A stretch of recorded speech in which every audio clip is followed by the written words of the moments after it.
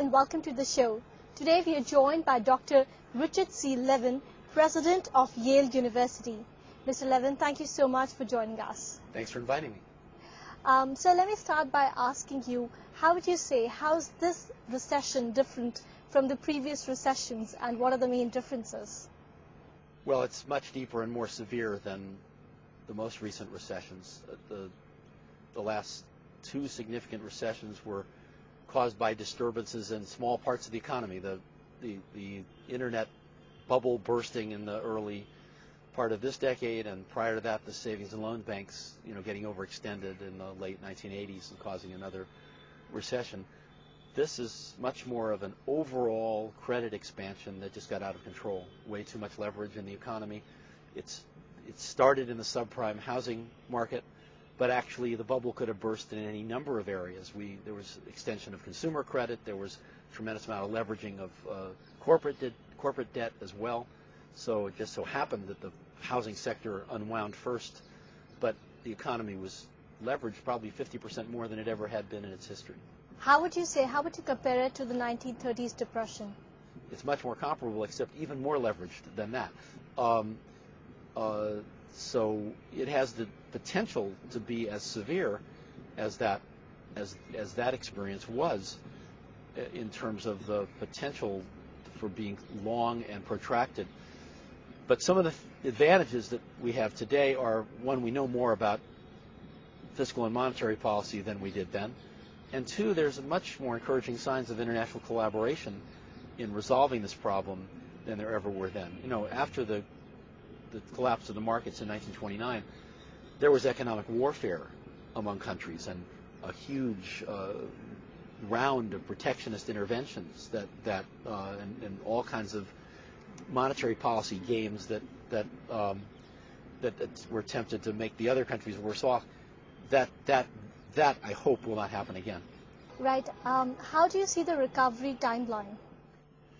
I think this depends very much on how the Obama administration decides to tackle it. After all, the U.S., while no longer being the hegemonic economic power it was 20 years ago, it still has a disproportionate share of impact on world markets. And I think it's going to be very important that we do better in the months ahead than we've done in the last few months, which I think where U.S. policy has been, very unsystematic and very poorly thought out. If you were to make some recommendations to President-elect Barack Obama to bring out some corrections in the economy, what would those be? First, I think we seriously have to unfreeze the credit markets, and the piecemeal interventions we've had so far, which have been focused on just the financial institutions and opening up access to federal funds by the financial institutions, aren't sufficient. I think we ought to strengthen the private sector demand for commercial paper. We could do that by guaranteeing money market funds. We guaranteed bank deposits, but not money market funds, and it seems to me that would be the next step that really could have some hope of unfreezing the short-term credit markets. Second, I think that we're going to need a major fiscal stimulus package, and of far greater scale than most people have been talking about. Now, the Chinese may have shown the way here by announcing a stimulus package that is more the right order of magnitude. That is, people have been talking rather timidly about another $150 billion stimulus. That's a teeny fraction, of 1%, for example, of U.S. GDP. That's not a real stimulus package for a situation so severe. We probably ought to be talking something at least 5 times that size. So what can we learn from, what would be the lessons from the crisis? From this crisis? Yes. Oh, it may be too early. Well, the lessons of mismanagement in the early months, I think, ought to be clear by now. One, this kind of episodic response to failing institutions, which were the first wave of measures were directed at, making sure somebody bought Bear Stearns, bailing out AIG, not bailing out Lehman Brothers, and so forth. There was no systematic thinking about how to approach that, and I must say we're still short of systematic thinking. So you do need to think systemically when something like this comes upon you. What do you think about Obama's stance on outsourcing? Do you think America can really do without outsourcing? No, I don't. I think that markets for goods and services should be as free as possible. And that the location of production of goods and services ought to move to where costs are lower. The world benefits. U.S. consumers have benefited from outsourcing to India by far more than the sectors that have lost jobs have lost. That's standard notion of gains from trade. I think it's as true today as it was when Adam Smith invented it in 1776. So there's no reason, I think, to think that we should be protectionist. I hope that Obama's rhetoric on this subject, which may have helped him get elected, will soon be forgotten, and that he instead will focus on giving appropriate retraining, assistance, and education to those specific pockets of the economy that are hurt by the outsourcing of jobs to other countries. Well, moving away from the U.S. and coming to India, how do you see the current financial crisis affecting India? Well, so far, India's not been as hard hit by the financial crisis per se. And I think that seems to be a consequence of the tighter regulation of its banks and financial institutions than we have in the U.S. and Europe.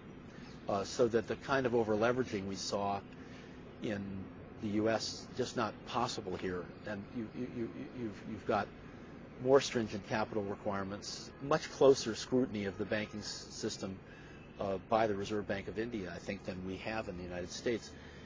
And so the system, I think, has the flexibility to now, where more liquidity is needed, as some capital is moved out of this country back toward the U.S. and Europe. I think that you have the opportunity to, reverse the tightening of, reserve ratios and instruments of that sort that have kept liquidity relatively low and actually open up the gates a little bit now to ease the shock to financial institutions. That said, there could be some issues in the real economy because worldwide demand is falling, and that is bound to affect it. So I think that some of the early optimism that we saw in India that we're going to be okay, it's probably not completely right because this country is moderately trade dependent, not as widely open as some of the Asian countries, but pretty widely open to trade, and it's going to be demand for Indian exports is going to fall, so that will eventually feed back into some drying up of domestic demand too. So what would be the key sectors you would say would see a significant hit, and how? Well, I think that take the business services outsourcing sector, that people are tightening budgets for that sort of thing all over the U.S. and Europe. So I think that sector is bound to be hit. It just seems hard to imagine it wouldn't be. And any kind of produced manufactured goods that are, consumer goods, we've seen a very sharp drop in consumer spending in the United States in these last few months, and that will probably continue for another 6 months, a year, or so, and that's bound to hit. What about the exports? How do you see the Indian export scenario in the coming quarters? I think Indian exports growth, the Indian exports will have to begin to decline. I would think that's inevitable, given the world, worldwide demand is going to shrink. I mean, China will continue to grow, not as rapidly as before, but with the massive fiscal stimulus that they've announced, they probably will continue to grow. And India exports significantly to China, so that part of the market may not be hurt much, but to the extent that U.S. and U.K. and the Eurozone remain important markets for India, those are going to all be affected. Where does India stand in terms of getting hit from the financial crisis compared to other emerging economies? Well, like I said, I think that India is relative to other emerging economies, because of the tighter regulation of its financial system, is probably in relatively better shape. And what about compared to China, our closest competitor? I think, China's a sort of different set of institutions, and its capacity to endure this will be driven not so much because of the regulation of its financial sector, which is a mixed record, but more because of the huge cushion it has in foreign exchange reserves. I mean, China has enormous reserves, $2 trillion. So China can deploy that and they've already committed a substantial fraction to a big fiscal stimulus package. So they will do relatively better than other countries for different reasons.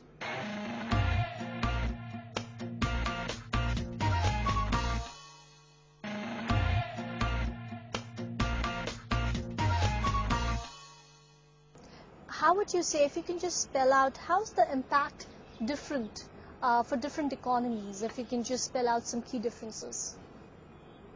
The impact of the crisis. Well, I think the effects that are occurring in the U.S., Europe, and Japan are all pretty similar, actually.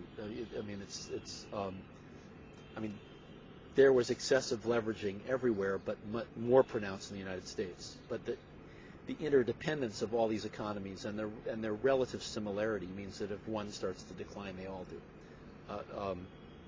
So I don't, whether the extent of the downturn will be as deep,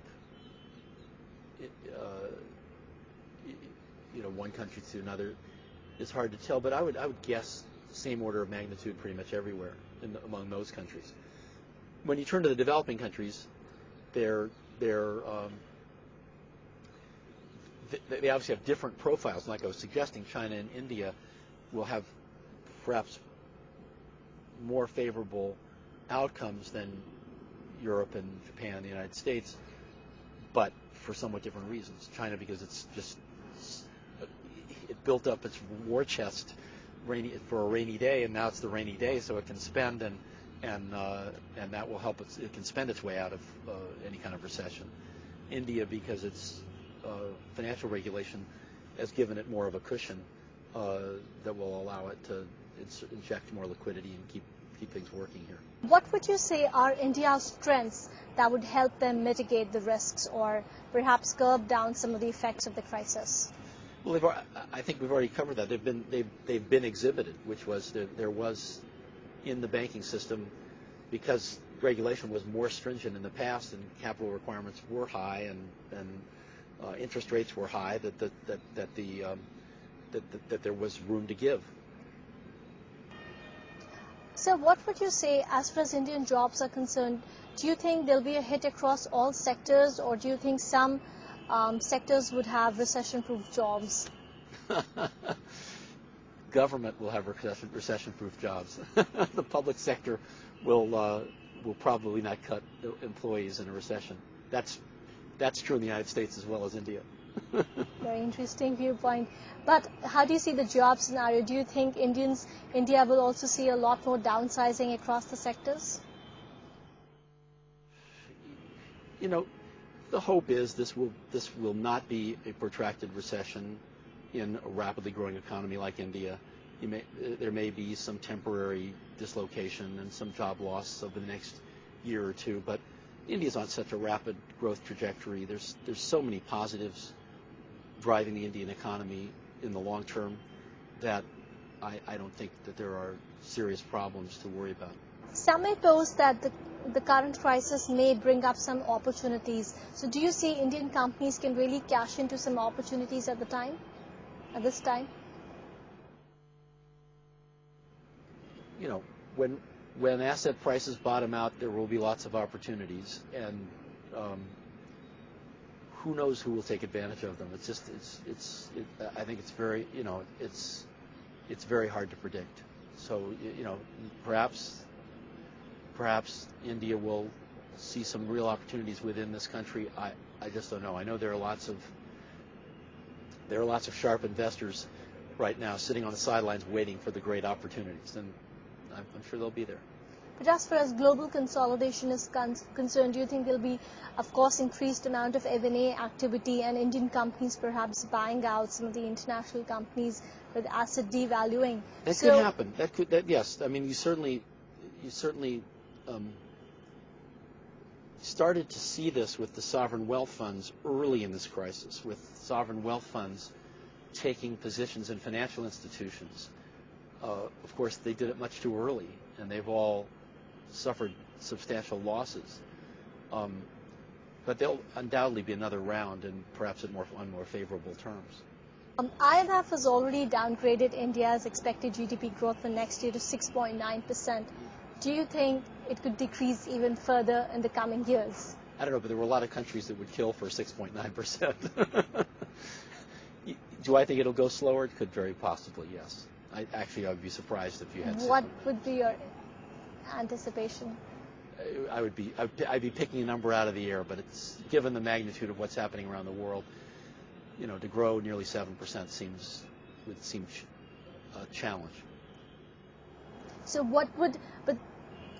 as you said, there could be a further decrease. So what does India need to do to maintain that momentum to stick to 7% or perhaps target the ambitious 8%? I don't think that should be India's target. India's target should be to weather this by keeping its institutions strong and preventing significant unemployment increases, and it'll start growing again at 8 or 9 or 10% when this recession is over. So India's on a very rapid growth trajectory, and if it had a year or 2 years at 3 or 4%, it would not be the end of the world. It would not necessarily dampen the prospect for continued rapid growth once the recession ended. Mr. Levin, could you also give us an idea what kind of psychology, what kind of mindsets going on in the business schools? What are the students thinking? What are the faculties thinking? And what kind of lessons have they learned from the current crisis? The students have only one thing on their minds right now: is will I be able to get a job? And that will be challenging. I think we'll such a large fraction of the products of the top business schools have been going into financial services, and the financial services companies are simply going to be hiring, maybe not zero, but way fewer people than they've hired in the past years. So I do think we'll see a lot of MBAs without the kinds of jobs that they were trained for coming out in the next year or two. So that's worry number one. From the faculty's point of view, this is a fascinating time. I mean, we're all paying close attention to what's going on, and there'll be abundant new case studies written and great new teaching material developed to reflect on what happened during this crisis. So I think it will be actually a period that will be very fertile in terms of creating ideas for new curriculum and new ways of thinking in the business schools, so that kind of perverse positive stimulus. Remember, Keynesian economics came out of the Great Depression, so you often get bursts of creativity in response to adversity. But from the student's point of view, it's an unmitigated piece of bad news. Are you seeing any slowdown from international students seeking admissions in MBA? We won't know until this year's admission cycle ends. It's just we haven't seen all the applications yet this year, so I can't tell. I mean, it was still going up as of last year.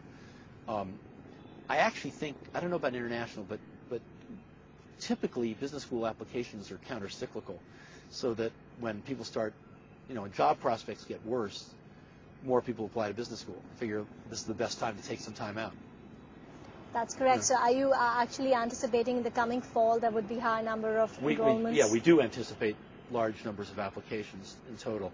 I'm not sure how that breaks out, domestic versus international. So would you like to add anything else before we wrap up? No, I think we've covered a lot of ground, and you've asked very good questions. Thanks for having me on the show. Thank you, Mr. Levin, for joining. It was absolutely a pleasure having you on the show. And thank you all for joining us.